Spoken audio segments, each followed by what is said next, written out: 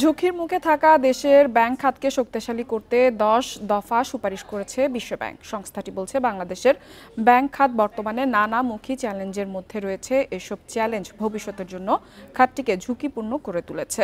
সংস্থাটির Bangladesh development update প্রতিবেদনে এসব সুপারিশ তুলে ধরা হয়েছে। সুপারিশগুলো হলো ব্যাংক খাতের নীতি কাঠামো উন্নত করতে অগ্রাধিকার দেওয়া, আমানত সুরক্ষা ব্যবস্থা শক্তিশালী করা, প্রাতিষ্ঠানিক সুশাসন ও ঝুঁকি ব্যবস্থাপনার উন্নতি, রাষ্ট্রীয় মালিকানাধীন ব্যাংক পুনর্গঠন, খেলাপি ঋণ ব্যবস্থায় একটি শক্তিশালী কাঠামো তৈরি, সমন্বিত দেউলিয়া আইন তৈরি, ব্যাংকিং আইন ও নীতির যথাযথ প্রয়োগ নিশ্চিত করা। বান্ডেল থাকলে প্রতি সেনমানিতে টাকা বাঁচবে। বিকাশ সেনমানি বান্ডেল কিনে জিতুন প্রতি লেনদেনে। জরুরি প্রয়োজনে তারল্য সহায়তার একটি নীতি কাঠামো তৈরি করা, ব্যাংক নিয়ন্ত্রণ ও তদারকিতে আন্তর্জাতিক উত্তম চর্চাগুলোর অনুশীলন এবং কেন্দ্রীয় ব্যাংকের পূর্ণ স্বাধীনতা নিশ্চিত করা।